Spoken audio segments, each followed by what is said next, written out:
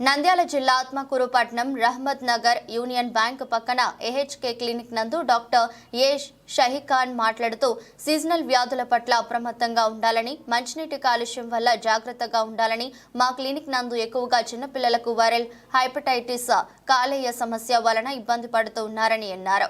వ్యాధి లక్షణాలు ముఖ్యంగా వాంతులు రావటం, ఆకలి మందగించటం, కళ్ళు పసుపు పచ్చగా మారటం, మూత్రం పసుపు పచ్చగా రావటం జరుగుతోంది. వైరల్ హెపటైటిస్ సోకకుండా ముందు జాగ్రత్తగా నీటిని వేడి చేసి చల్లార్చి తాగవలను, చేతులు సబ్బుతో కడిగి పరిశుభ్రంగా ఉంచుకోవాలి. వ్యాధి ఒకరి నుంచి మరొకరికి సోకకుండా జాగ్రత్త వహించాలని తెలిపారు. నమస్కారం అండి.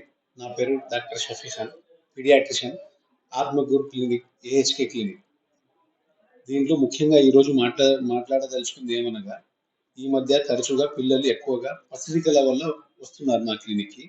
దీనిలో ముఖ్యంగా కారణం వచ్చేసి ఇన్ఫెక్టివ్ హెపటైటిస్ అంటారు. దీనిలో 99% వచ్చేసి హెపటైటిస్ ఏ వల్ల వ్యాధి ఎక్కువగా అందరికీ సోకుతుంది. దీనిలో ముఖ్య కారణం వచ్చేసి వ్యాధికి నీటి ద్వారా మరియు పర్సనల్ అన్హైజీన్ వల్ల ఈ వ్యాధి ఎక్కువగా ప్రబలుతుంది. దీనిలో వచ్చే ముఖ్య సిమ్టమ్స్ అంటే పిల్లలు దేని ద్వారా బాధపడతారు అనేది. దీనిలో పిల్లలు తరచుగా వాంతుల వల్ల ఆకలి మందగించడము, కళ్ళు పచ్చగా కనబడము, మూత్రము పచ్చగా రావడము అనేది కనబడతాయి మనకి.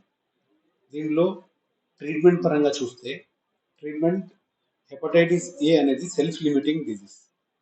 ముఖ్యంగా దీంట్లో హైడ్రేషన్ మెయింటైన్ చేయాలి, అంటే పిల్లలు నీటి శాతం తగ్గనీయకుండా చూసుకోవాలి. దాంతోపాటు సింప్టమాటిక్ ట్రీట్మెంట్ తీసుకోవాలి. జ్వరం వస్తే పారాసెటమాల్ వాడుకోవాలి, వేరే ఏమైనా ప్రాబ్లం ఉంటే దానికి తగ్గట్టు మందులు వాడుకోవాలి. అన్నిటికన్నా ముఖ్యంగా మాట్లాడదలుచుకుంది ప్రివెన్షన్. ఈ డిసీజ్ని ఏ విధంగా ప్రివెంట్ చేయగలుగుతాం?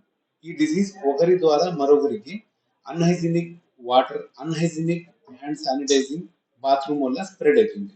దీంట్లో తల్లిదండ్రులు ముఖ్యంగా తీసుకోవాల్సిన జాగ్రత్తలు: నీటిని వేడి చేసి చల్లార్చి తాగాలి.